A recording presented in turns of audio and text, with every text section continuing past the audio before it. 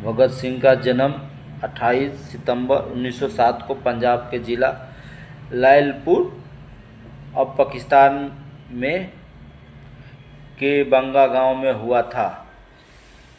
उनका परिवार देशभक्त के भावना से भरा हुआ था। उनके पिता किशन सिंह, चाचा अजीत सिंह और शौर्य सिंह सभी स्वतंत्रता आंदोलन से जुड़े हुए थे। परिवहन जीवन। भगत सिंह बचपन से ही अंग्रेज़ों के अन्याय को देखते थे।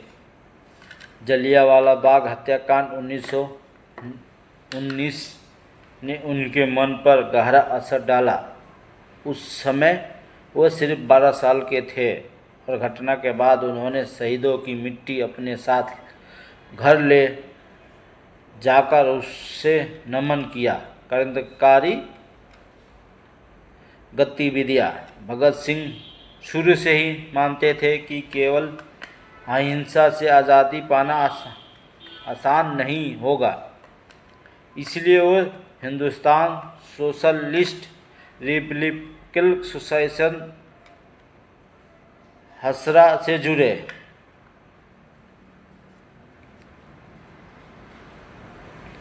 उन्होंने अंग्रेज अधिकारियों के खिलाफ कई योजनाएं बनाई। 1928 में लाला लाजपत राय पर हुए लाठीचार्ज का बदला लेने के लिए भगत सिंह और उनके साथियों ने सैंडर्स नामक अंग्रेज पुलिस अफसर की हत्या कर दी। 1929 में भगत सिंह और बटुकेश्वर दत्त ने दिल्ली की सेंट्रल असेंबली में बम फेंका। बम का उद्देश्य किसी की जान लेना नहीं था, बल्कि अंग्रेज सरकार को जगाना था।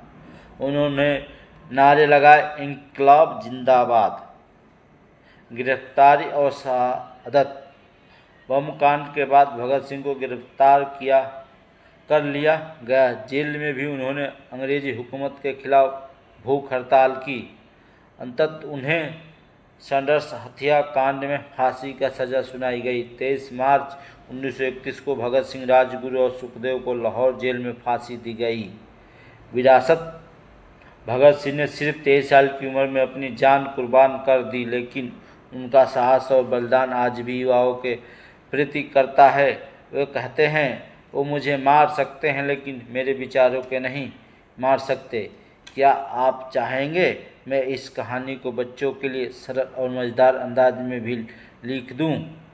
आप सभी से नम्र निवेदन भी करता हूं तो मेरे चैनल को सब्सक्राइब और लाइक और फॉलो कीजिए।